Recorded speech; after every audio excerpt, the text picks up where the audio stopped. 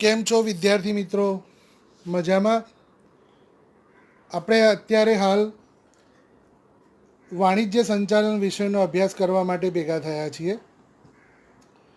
વર્તમાન પરિસ્થિતિમાં school education કદાચ બહુ મોડું શરૂ થાય, પરંતુ તમારું આ અગત્યનું વર્ષ ન બગડે તે માટે મારા તરફથી એક નાનકડો પ્રયત્ન એવો કરવામાં આવ્યો છે કે તમારા ધોરણ 12ના વાણિજ્ય સંચાલન વિષયના પહેલું પ્રકરણનો આપણે વિસ્તૃત અભ્યાસ આજે આ લેક્ચરમાં આપણે કરીશું. મિત્રો, પ્રકરણનું નામ છે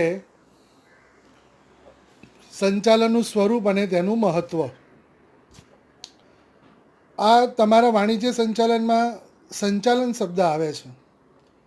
સંચાલન એટલે પ્રાથમિક સમજ આપણી એવી થાય કે કોઈક કાર્ય થતું હોય ત્યાં દેખરેખ રાખવી. આ પ્રાથમિક સમજ છે. પરંતુ જો આપણે વિચારીએ તો ધંધાકીય એકમના ઘણા બધા સ્વરૂપો જોવા મળે છે. જેમ કે વૈયક્તિક માલિકી, જેનો તમે ધોરણ 11માં અભ્યાસ કર્યો છે. બીજું ભાગીદારી પેઢી, જેનો અભ્યાસ તમે આ ચાલુ વર્ષે કરવાના છો. આ ઉપરાંત કંપની સ્વરૂપ પણ હોઈ શકે.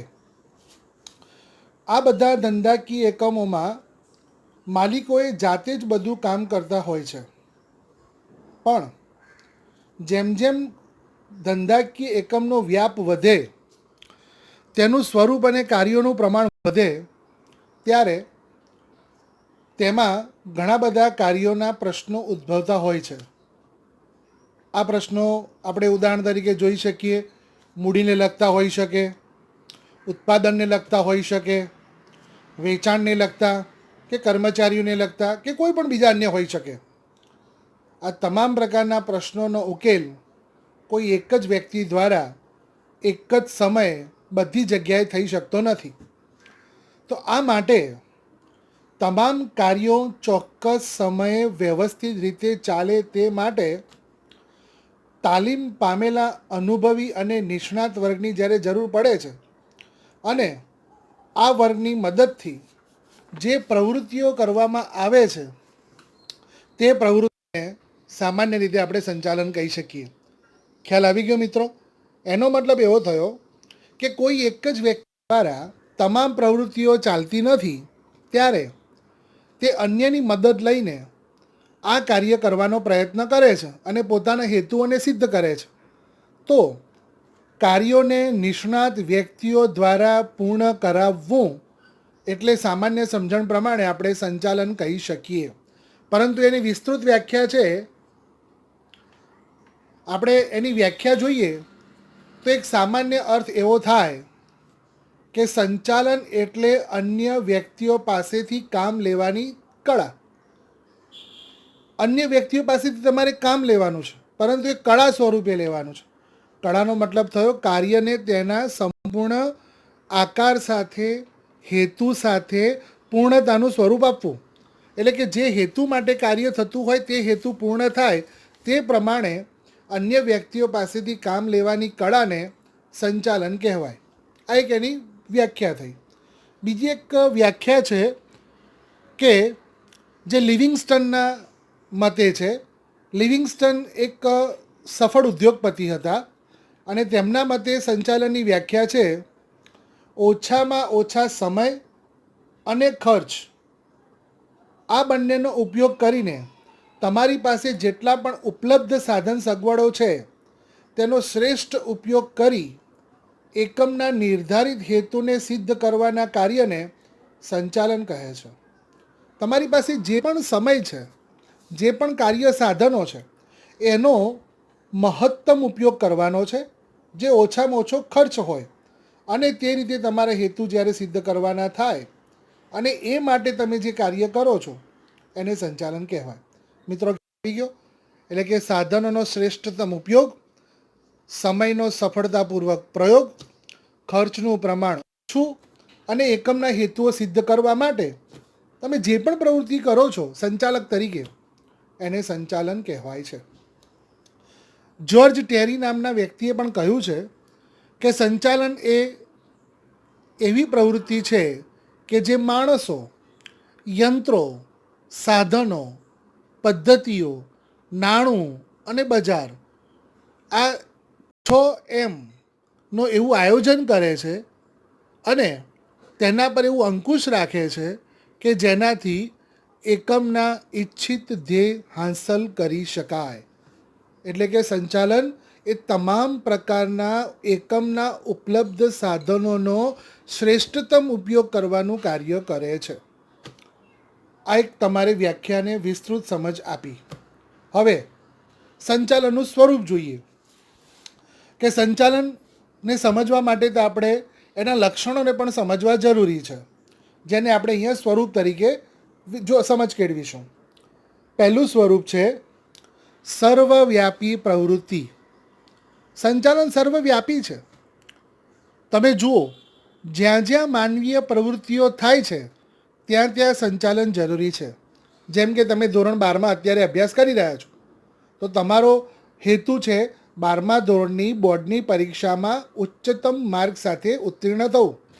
એના માટે તમે કયા વિષયને ક્યારે કેટલો ન્યાય આપશો, ક્યારે તેનો અભ્યાસ કરશો, કયો વિષય કેટલા વિસ્તૃત અભ્યાસ પૂર્ણ કરીને પૂરો કરશો, આ બધી બાબતોનો તમે વિચાર કરો છો.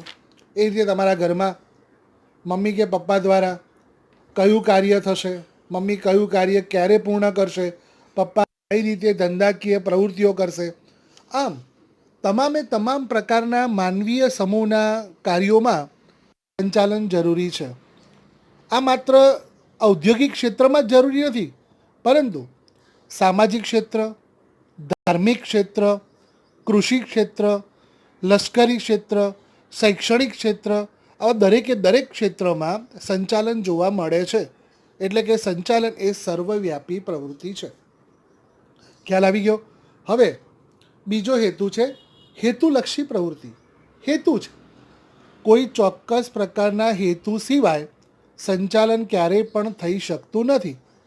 દરેક એકમની સ્થાપના કોઈ ચોક્કસ હેતુ માટે જ કરવામાં આવે છે અને આ હેતુઓને કાર્યક્ષમ રીતે કરકસરપૂર્વક સિદ્ધ કરવા માટે સંચાલન જરૂરી છે. એટલે કે સંચાલન એ હેતુલક્ષી પ્રવૃત્તિ છે. ત્રીજો મુદ્દો છે જૂથ પ્રવૃત્તિ છે. જૂથ, સમૂહ, વ્યક્તિઓના સમૂહની પ્રવૃત્તિ છે. કોઈ એક વ્યક્તિ દ્વારા ચાલતી પ્રવૃત્તિઓમાં સંચાલન કરી શકાતું નથી, પરંતુ બે કે તેથી વધુ વ્યક્તિઓના જૂથમાં અગાઉથી નક્કી કરેલા ધ્યેયને સિદ્ધ કરવા માટે જે પ્રવૃત્તિ થતી હોય ત્યાં સંચાલન જરૂરી છે. એનો મતલબ કે બે કે વધારે વ્યક્તિઓના કાર્ય ઉપર સંચાલન જરૂરી છે. ચોથો મુદ્દો છે સતત ચાલતી પ્રવૃત્તિ. સંચાલન એ સતત ચાલે છે. એકવાર કાર્ય શરૂ કર્યું પછી તે કાર્ય અટકાવી શકાતું નથી. એટલે કે ધંધાકીય એકમની સ્થાપના કરી પછી ઉત્તરોત્તર એક પછી એક કાર્યો સતત ચાલતા રહે છે જ. અને દરેકે દરેક કાર્ય એ કોઈ ચોક્કસ ધ્યેય માટે જ થતા હોય છે. નવા નવા ધ્યેય અને નવા નવા લક્ષ્યાંકો પ્રસ્થાપિત કરવાના હોય જ છે અને તે પ્રસ્થાપિત આપણે સંચાલન દ્વારા કરી શકીએ છીએ. સંચાલનમાં ધ્યેય નિર્ધારણ થાય, ધ્યેયની સિદ્ધિ થાય, ફરીથી ધ્યેય નિર્ધારણ થાય, ફરીથી ધ્યેય સિદ્ધિ થાય. આમ સંચાલન એ સતત ચાલતી પ્રવૃત્તિ છે. ત્યારબાદ છે માનવીય પ્રવૃત્તિ છે. સંચાલન એ માનવ જાતને લગતી પૂરતું મર્યાદિત છે. એટલે કે માનવીનું સ્થાન સંચાલનની પ્રવૃત્તિઓમાં ખૂબ જ મહત્ત્વનું છે. માનવ વડે સંચાલનના નિયમ કરાય છે, માનવ ઉપર તેનો અમલ કરાય છે, માનવ તે પ્રમાણે કાર્ય કરે છે અને પરિણામોને પાછા માનવ સમક્ષ રજૂ થાય છે અને પાછા માનવ એ સિદ્ધ થયેલા કાર્યોને બીજા કાર્ય તરફ આગળ વધારે છે. એટલે કે માનવીય પ્રવૃત્તિઓ દ્વારામાં જ સંચાલન શક્ય છે. એટલે કે સંચાલનમાં માનવી કેન્દ્ર સ્થાને છે. તેથી કહી શકાય કે સંચાલન માણસ માટે છે, માણસ દ્વારા છે, માણસો વતી છે. એટલે કે માનવીય પ્રવૃત્તિ છે. ત્યારબાદ સંચાલનના સ્વરૂપમાં છઠ્ઠું છે નિર્ણય પ્રક્રિયા છે. Decision making process. મતલબ સંચાલનમાં સતત સંચાલકે નિર્ણય લેવા પડે છે. આ કાર્ય થયું, પૂર્ણ થયું, બીજું કાર્ય શરૂ કરવાનું છે, કાર્યમાં કંઈ વિચલન આવ્યું એટલે કે મુશ્કેલી આવી તો તેને દૂર કરવાની છે, બીજું કાર્ય શરૂ કરવાનું છે. આમ સતત સંચાલક દ્વારા નિર્ણય લેવા પડે છે. નિર્ણય લીધા વગર કોઈ પણ કાર્ય થઈ શકતું નથી. આથી સંચાલન એ નિર્ણય પ્રક્રિયા છે.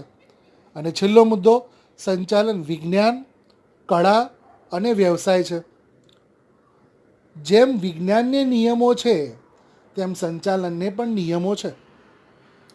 સંચાલનમાં માનવીય પરિબળ અગત્યનું હોવાથી તેની પાસે કામ લેવા માટે અંગત આવડત, બુદ્ધિ, ચતુરાઈ, આંતરસૂઝ વગેરેની જરૂર પડે છે.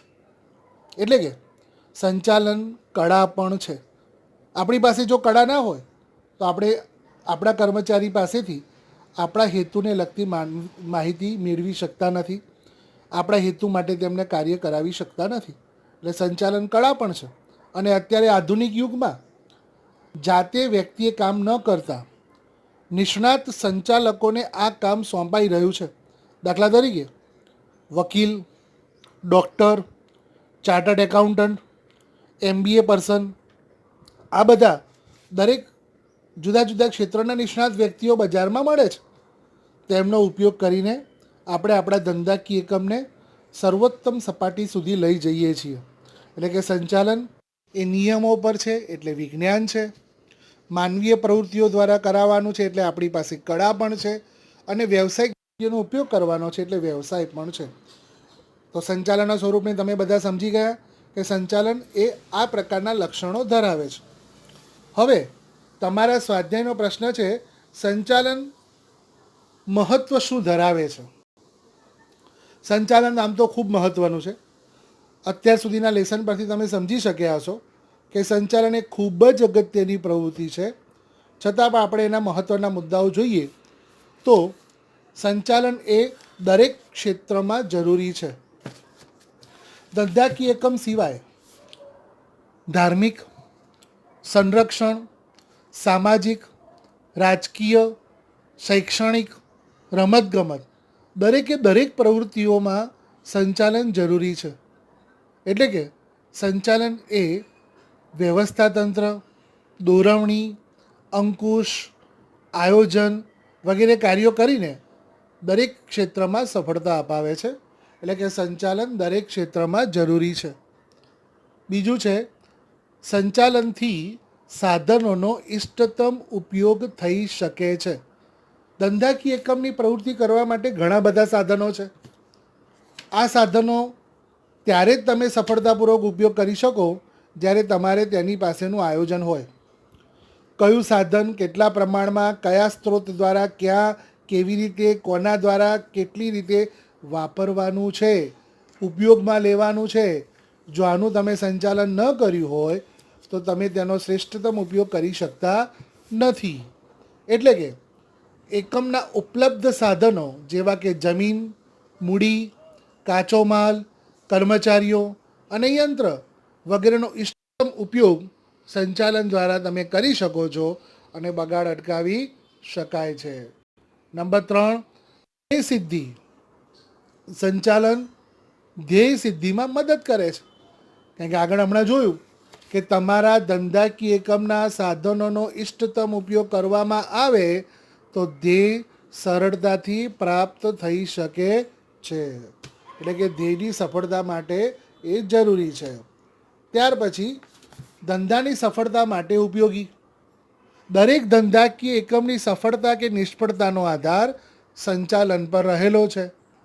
જો સંચાલન શ્રેષ્ઠ હોય તો ધંધાકીય એકમની સફળતા નિશ્ચિત છે. કાર્યદક્ષ સંચાલનના કારણે ખોટ કરતા એકમો નફો કરતા થઈ શકે છે. અને સફળ સંચાલન માટે ધંધાકીય એકમમાં ખૂબ જ સારી આવડત જરૂરી છે. એટલે કે સંચાલનથી ધંધાની સફળતા મેળવી શકાય છે. ત્યારબાદ રોજગારીની તકોનો વધારો. રોજગારીની તકોનો વધારો, ધંધાકીય એકમમાં જો વૃદ્ધિ થાય તો નવા નવા વિકાસની તકો ઉદ્ભવે છે, જેનાથી રોજગારીની તકો પણ ઉદ્ભવે છે. બિનકાર્યક્ષમ સંચાલનના કારણે કંપનીઓ બંધ થાય છે પરંતુ જો કાર્યક્ષમ સંચાલન હોય તો રોજગારીની તકો વધે છે. આગળનો મુદ્દો છે નફામાં વૃદ્ધિ. ધંધો સફળતાપૂર્વક કાર્ય કરે, કુશળ સંચાલકોની પોતાની આગવી સૂઝ અને આવડત દ્વારા ઉપલબ્ધ સાધનોનો કરકસરપૂર્વક ઉપયોગ કરવામાં આવે તો નફો મેળવી શકાય છે.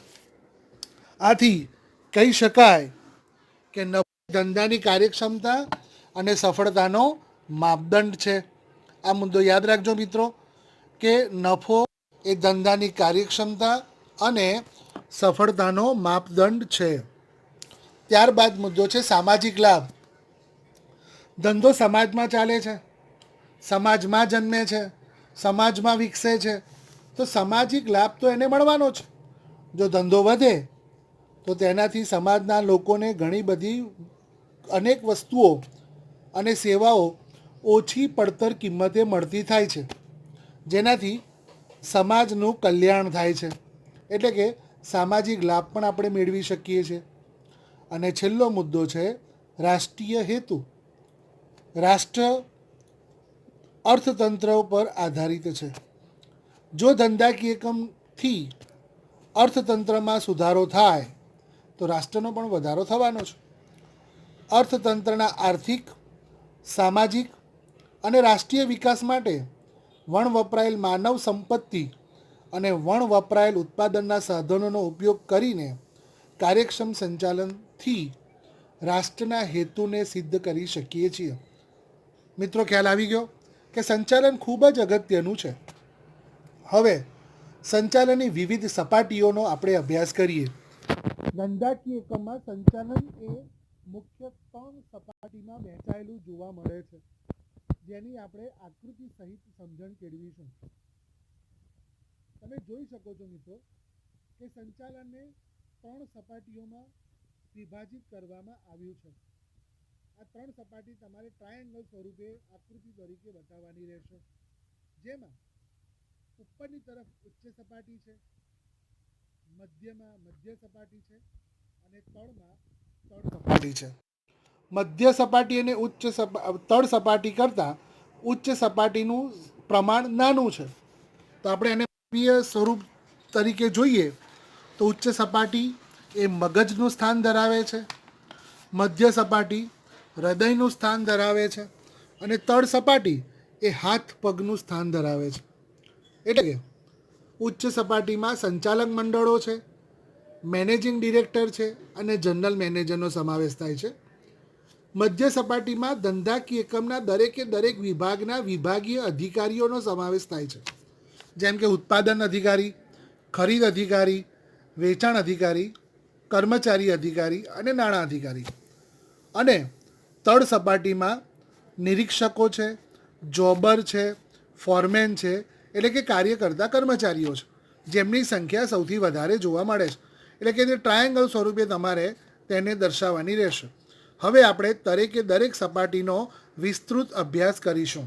સૌથી પહેલાં ઉચ્ચ સપાટી સંચાલન. ઉચ્ચ સપાટી એ સર્વોચ્ચ સત્તા ધરાવતી સપાટી છે, જેને આપણે મુખ્ય સપાટી તરીકે પણ ઓળખી શકીએ છીએ. આ ઉચ્ચ સપાટીમાં સંચાલક મંડળ, મેનેજિંગ ડિરેક્ટર, જનરલ મેનેજર, મુખ્ય વહીવટી અધિકારીઓનો સમાવેશ થાય છે, જેમનું કાર્ય સમગ્ર ધંધાકીય એકમ માટે હેતુઓ નક્કી કરવાનું છે, નિયમો બનાવવાના છે. એના કાર્યોની પણ આપણે વિસ્તૃત અહીંયા નોંધ બતાવેલી છે.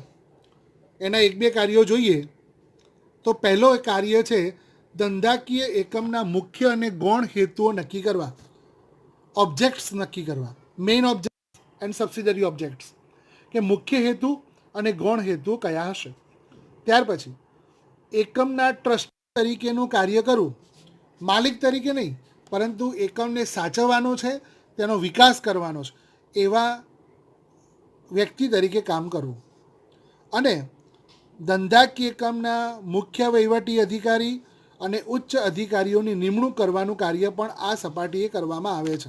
આમ બીજા અન્ય પણ જેટલા પણ વ્યવહાર છે એ કાર્યો બધા તમારે નોટમાં નોંધવાના છે. ખ્યાલ આવી ગયો હશે મિત્રો તમને કે ઉચ્ચ સપાટી એ મગજનું કામ કરે છે, જ્યાં ધંધાકીય એકમના સંપૂર્ણ નીતિ નિયમો, કાર્યની વહેંચણી, મુખ્ય વહીવટી અધિકારીઓની નિમણૂક, જટિલ સમસ્યાઓનો ઉકેલ, જુદા જુદા પ્રકારના નફાની વહેંચણી, ડિવિડન્ડના જોગવાઈ, અનામતને લગતી જોગવાઈ, આ બધું કાર્ય કરવાનું કામ ઉચ્ચ સપાટીએ થાય છે. ત્યાર પછી આવે છે મધ્ય સપાટી સંચાલન. મધ્ય સપાટી સંચાલન એ ધંધાકીય એકમનું હૃદય છે, જ્યાં ઉચ્ચ સપાટી તરફથી જે પણ નીતિ નિયમો બને છે તેને તળ સપાટી સુધી મોકલવામાં આવે છે. એટલે કે ઉચ્ચ સપાટી સંચાલન અને તળ સપાટી સંચાલન વચ્ચેની સાંકળ એ મધ્ય સપાટી છે. એટલે કે તે મહત્ત્વની જોડતી કડી છે. આમાં ખાતાવાર અધિકારીઓ, વિભાગીય અધિકારીઓ અને નિષ્ણાતોનો સમાવેશ થાય છે, જેનું કાર્ય તમે વિસ્તૃત રીતે અહીંયા જોઈ શકો છો. આ કાર્યની તમારે નોંધ પણ રાખવાની છે, જેમાં એક બે કાર્યો આપણે વિચારીએ તો પહેલું છે મુખ્ય સપાટી તરફથી જે પણ હુકમો મળ્યા હોય, એટલે કે ઉચ્ચ સપાટી તરફથી જે પણ હુકમ મળ્યા હોય તેમનું પાલન અને એનો અમલ તળ સપાટી પાસે કરાવવાનું કામ આ સપાટી કરે છે. પોતાના વિભાગનું અંદાજપત્ર પણ બનાવે છે અને ઉચ્ચ સપાટીને મોકલાવે છે. પોતાના એકમના જે પણ નીતિ નિયમો છે, માળખાની રચના છે, તેના કાર્ય નિયમો છે, તે પોતાને ધોરણે તૈયાર કરે છે અને ઉચ્ચ સપાટીને મોકલે છે. પોતાના વિભાગના કર્મચારીનો જુસ્સો વધે તેવા પ્રયત્નો પણ કરે છે. અન્ય વિભાગના અધિકારીઓ સાથે સતત સંપર્કમાં રહેવાનું કામ પણ કરે છે અને પેટા વિભાગના કાર્ય પણ ધ્યાન આપે છે. તો આ કાર્યો એ મધ્ય સપાટીના થયા કે જે ઉચ્ચ સપાટી તરફથી મળેલા સૂચનોનો અમલ પોતાના એકમમાં અને તળ સપાટી દ્વારા કરાવડાવે છે. હવે ત્રીજી સપાટી છે તળ સપાટી.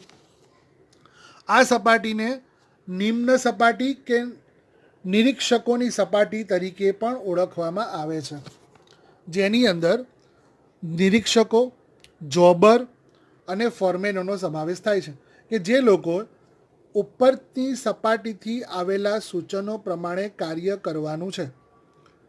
આ સપાટીએ સંચાલનનું કાર્ય ઓછું અને હુકમોનું પાલન વધારે પ્રમાણમાં થતું જોવા મળે છે. એના કાર્યોનું જોઈએ તો કામદારોના કાર્યોનું નિરીક્ષણ કરવું, એટલે કે જે કામદારો જે કાર્ય કરી રહ્યા હોય તેના પર ધ્યાન રાખવાનું કામ કરે છે. પોતાના કામદારોનો શિસ્ત અને જુસ્સો વધે તેવા પ્રયત્નો કરે છે. પોતાના રોજિંદા કાર્યોનું આયોજન કરે છે. કર્મચારીને લગતા તમામ કાર્યો, દાખલા તરીકે બદલી, બઢતી, તાલીમ આપવાના કાર્યો થઈ રહ્યા છે. યંત્ર ગોઠવણી એટલે કે યંત્ર વિન્યાસ, યંત્રનું સમારકામ અને જાળવણીને લગતા કાર્યો કરે છે. ઉચ્ચ સપાટીએ લીધેલા નિર્ણયો અને નીતિઓનો અમલ કરવાનું કામ કરે છે. આમ જુદા જુદા પ્રકારના ઘણા બધા કાર્યો કામદારોને લગતા આ સપાટીએ થતા જોવા મળે છે. તો આ ત્રણ સપાટીઓનો તમે વિસ્તૃત અભ્યાસ કર્યો. બાળકો, આ બોર્ડની અંદર વિસ્તૃત 5 માર્ક્સમાં ઘણા બધા વર્ષોમાં પૂછાયેલો છે. તમારે તે સંપૂર્ણ લખીને તૈયાર કરવાનો છે. હવે આગળ આપણે જોઈએ સંચાલનના કાર્યો. સંચાલનના કાર્યો ઘણા બધા છે. દરેક વ્યક્તિએ કે જેણે પોતાના સફળ ઉદ્યોગોમાં જે કાર્યો કર્યા અને પોતાની સફળતા મેળવી તેની સમજણ પ્રમાણે તે લોકોએ કાર્યોનું વર્ગીકરણ કર્યું છે. અહીંયા તમારી પાસે 5 વ્યક્તિઓના અનુભવોનું કાર્યોનું લિસ્ટ અહીંયા આપેલું છે. સૌથી પહેલો વ્યક્તિ છે કુન્ઝ અને ઓડોનલ, જે એક સફળ ઉદ્યોગપતિ હતા. તેમના મતે સંચાલનમાં આયોજન છે, વ્યવસ્થા તંત્ર છે, કર્મચારી વ્યવસ્થા છે, દોરવણી છે અને અંકુશ છે. બીજા એક સફળ ઉદ્યોગપતિ છે હેનરી ફેયોલ. હેનરી ફેયોલના મતે આયોજન, વ્યવસ્થા તંત્ર, આદેશો આપવા, સંકલન અને અંકુશ. ત્રીજો સફળ ઉદ્યોગપતિ છે પીટર ડ્રકર. પીટર ડ્રકરના મતે ધંધાનું સંચાલન, સંચાલકોનું સંચાલન અને કામદારો અને કાર્યનું સંચાલન, આ 3 કાર્યો સંચાલનના છે. ચોથો વ્યક્તિ છે લ્યુથર ગુલિક. આનું એક સૂત્ર બને છે POSTCORB, POSTCORB. P for planning એટલે કે આયોજન, પછી વ્યવસ્થા તંત્ર, કર્મચારી વ્યવસ્થા, દોરવણી, સંકલન, માહિતી પ્રેષણ અને અંદાજપત્ર. O for organisation, C for staffing, S for staffing, D for directing, CO for cooperation, માહિતી પ્રેષણ, રિપોર્ટિંગ અને બજેટિંગ એટલે અંદાજપત્ર. એટલે એનું આખું સૂત્ર POSTCORB, પોસ્ટ ક્રોબ લ્યુથર ગ્યુલિકનું છે. ત્યાર પછી છે જ્યોર્જ ટેરી. જ્યોર્જ ટેરીના મતે સંચાલનમાં આયોજન, વ્યવસ્થા તંત્ર, દોરવણી અને અંકુશ છે. મિત્રો, આ જુદા જુદા વ્યક્તિઓએ પોતાના ધંધાકીય એકમમાં જે કાર્યો અગત્યના લાગ્યા તે સંચાલનના કાર્યો તરીકે વર્ગીકૃત કરવામાં આવ્યા છે. તેમાંથી આપણે મુખ્ય કાર્યોનો અભ્યાસ હવે કરીશું. પહેલું છે સંચાલનના કાર્ય વિસ્તારો. મુખ્યત્વે જોવા જઈએ તો સંચાલનના કાર્ય વિસ્તારોને 4 વિભાગોમાં વહેંચાયેલા છે. પહેલું કાર્ય છે માર્કેટિંગ સંચાલન. માર્કેટિંગ સંચાલન એટલે માલ કે સેવાને ઉત્પાદન પાસેથી એટલે કે ઉત્પાદક પાસેથી ગ્રાહકો સુધી પહોંચાડવાની પ્રક્રિયાને વિશાળ અર્થમાં માર્કેટિંગ સંચાલન એટલે કે બજારીય સંચાલન કહેવાય છે. ઉત્પાદક પાસેથી માલ લેવો અને ગ્રાહકો સુધી પહોંચાડવો, આ સમગ્ર પ્રક્રિયાનો સમાવેશ માર્કેટિંગ સંચાલનમાં આવે છે. જેના કાર્યોમાં સૌથી પહેલું છે પેદાશ અથવા પેદાશ મિશ્ર. નવી પેદાશના ઉત્પાદન અથવા ચાલુ પેદાશના વિકાસના નિર્ણયમાં પેદાશનો રૂપ, રંગ, કદ, આકાર, વજન, છાપ, પેકિંગ, ખાતરી, વેચાણ પછીની સેવાઓ વગેરેનો સમાવેશ થાય છે. આ બધાનો સમાવેશ પેદાશ મિશ્રમાં થાય છે. બીજું છે કિંમત. વર્તમાન ગ્રાહકો વ્યાજબી કિંમતે સારી ગુણવત્તાવાળી વસ્તુ મળે તેવી અપેક્ષા રાખે છે. પેદાશની કિંમત નક્કી કરતી વખતે કાળજી રાખવી ખૂબ જરૂરી છે. આ ઉપરાંત કિંમત નિર્ધારણમાં વેચાણ નીતિ, શાખ નીતિ, વટાવની નીતિ, મધ્યસ્થીઓનું કમિશન વગેરે બાબતો પણ ધ્યાનમાં લેવામાં આવે છે. ત્યાર પછી ત્રીજો મુદ્દો છે વિતરણ. વિતરણ એટલે માલને ગ્રાહકો સુધી પહોંચાડવાનો રસ્તો. વિતરણના નિર્ણયમાં વેચાણ જથ્થાબંધ વેપારીઓ દ્વારા થઈ શકે, છૂટક વેપારીઓ દ્વારા, એજન્ટ દ્વારા, આ ઉપરાંત વાહન વ્યવહારના પ્રશ્નો, આ દરેકે દરેક બાબતનું ધ્યાન અહીંયા રાખવામાં આવે છે. અને ચોથો મુદ્દો છે અભિવૃદ્ધિ, પ્રમોશન. અભિવૃદ્ધિ એટલે વેચાણમાં નોંધપાત્ર વધારો કરવાનો પ્રયત્ન. વેચાણમાં નોંધપાત્ર વધારો કરવાનો જે પ્રયત્ન કરીએ તેને અભિવૃદ્ધિ કહેવાય. જેમાં માલની જાહેરાત કરવી, પ્રસિદ્ધિ કરવી, સેલ્સમેનો દ્વારા વ્યક્તિગત વેચાણ કરવું, વેચાણ વૃદ્ધિ માટે ગ્રાહકોને વેપારીઓને આકર્ષવા વગેરે બાબતોનો સમાવેશ થાય છે. તો મિત્રો, તમે સમજી શક્યા છો કે માર્કેટિંગ સંચાલનમાં ઉત્પાદક પાસેથી ગ્રાહક સુધી માલ પહોંચે તે માટે આવા 4 જુદા જુદા પ્રકારના પ્રયત્નો કરવા જરૂરી બને છે. ત્યાર પછી બીજું કાર્ય વિસ્તાર છે માનવ સંસાધન સંચાલન. ધંધાકીય એકમમાં માનવ એ ખૂબ અગત્યનું પરિબળ છે. આપણે સમજીએ છીએ કે જે નિર્જીવ વસ્તુઓ છે, જમીન છે, મકાન છે, મશીનરી છે, ફર્નિચર છે, વાહન છે, આવી મિલકતોનું જો આપણે જતન કરીએ તો આપણને ઘણું સારું પરિણામ મળે છે. તો માનવ તો એક સજીવ મૂલ્યવાન વ્યક્તિ છે. હવે આ સજીવ મૂલ્યવાન મિલકતને જો આપણે સાચવીએ, તેનું જતન કરીએ તો આપણને ખૂબ જ સારા પરિણામો તે આપવામાં મદદ કરે છે. ધંધાકીય એકમનો વિકાસનો આધાર, સફળતાનો આધાર કર્મચારી પર રહેલો છે. જો કર્મચારીઓની જરૂરિયાતોને સંતોષવામાં આવશે, તેમને યોગ્ય વાતાવરણ પૂરું પાડવામાં આવશે, તેમને યોગ્ય કાળજી લેવામાં આવે તો તેઓ પોતાના જુસ્સા દ્વારા, વફાદારી દ્વારા, જૂથ ભાવના દ્વારા કાર્યક્ષમતામાં વધારો કરીને ધંધાકીય એકમને કાર્યદક્ષ સંચાલનમાં રૂપાંતર કરી શકે છે. એટલે કે માનવ સંસાધન સંચાલન પણ ખૂબ અગત્યનું પરિબળ છે. અર્થ જોઈએ તો માનવ સંસાધન સંચાલન એટલે ધંધાકીય એકમમાં કામ કરતા કર્મચારીઓનું કૌશલ્ય, જ્ઞાન, બુદ્ધિ, ગમો અણગમો, વ્યક્તિગત વિકાસ, જરૂરિયાતો વગેરે બાબતોને ધ્યાનમાં લઈને તેને કંપનીના ઉદ્દેશો સાથે સાંકળી સફળતાના માર્ગે લઈ જવાની સમગ્ર પ્રક્રિયા. એક એક વાક્ય ફરીથી તમારે શાંતિથી સાંભળી નોટમાં નોંધવાનું રહેશે.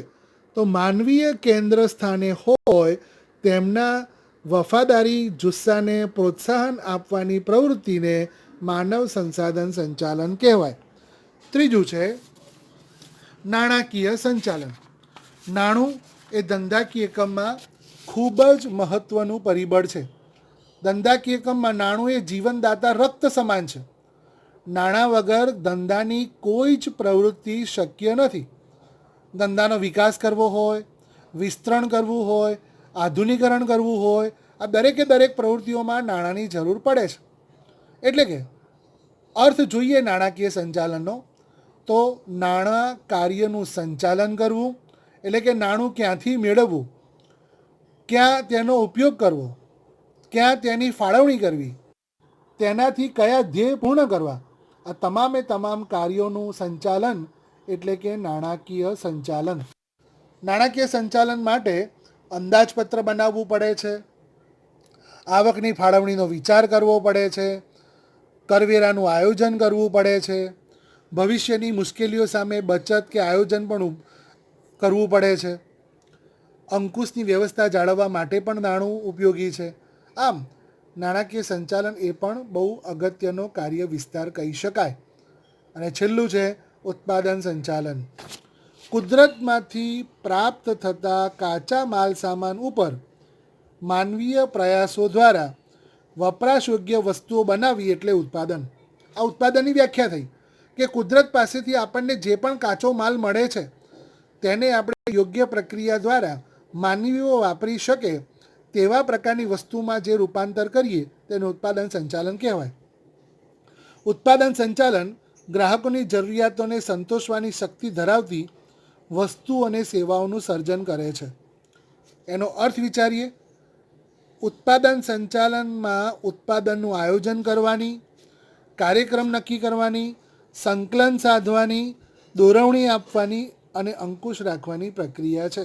એટલે કે તમામ પ્રકારના ઉત્પાદનના કાર્યો કરવાના સંચાલનને ઉત્પાદન સંચાલન કહેવાય. જેમાં ઉત્પાદનનું આયોજન કરવામાં આવે, સંશોધન કરવામાં આવે, વસ્તુ વિકાસનો વિચાર કરવામાં આવે, ટેકનોલોજી અને યંત્રોની પસંદગી કરવામાં આવે, યંત્ર વિન્યાસ ગોઠવવામાં આવે, અંકુશ જાળવવામાં આવે અને વૈવિધ્યકરણ લાવવામાં આવે. તો મિત્રો, આ સંપૂર્ણ પાઠ આ રીતે પૂર્ણ થાય છે. આપણે આ પાઠની અંદર સંચાલનની વ્યાખ્યા જોઈ, સંચાલનનું સ્વરૂપ જોયું, સંચાલનનું મહત્ત્વ વિચાર્યું, સંચાલન કળા, વિજ્ઞાન અને વ્યવસાય છે તેનો પણ અભ્યાસ કર્યો, સંચાલન વિવિધ સપાટીઓ જેમ કે ઉચ્ચ સપાટી, મધ્ય સપાટી, તળ સપાટી તેની આકૃતિ સહિત સમજણ કેળવી. આ ઉપરાંત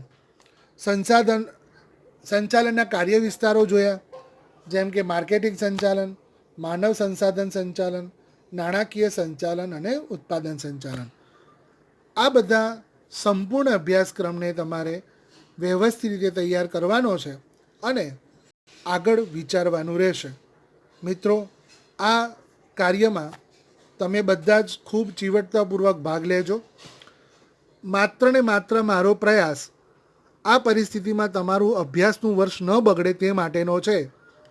આ ચેપ્ટરને બને તેટલું વ્યવસ્થિત તૈયાર કરજો જેથી તમને ભવિષ્યમાં બોર્ડની અંદર સારા માર્ક્સ લાવી શકાય. આશા છે કે મારો આ પ્રયત્ન તમને ગમશે જ અને બીજા પાઠને પણ તમારે વ્યવસ્થિત રીતે તૈયાર કરવામાં તમે તૈયાર રહેશો. ત્યાં સુધી ઘરમાં રહો, સેફ રહો, આનંદમાં રહો, ભણતા રહો. આભાર.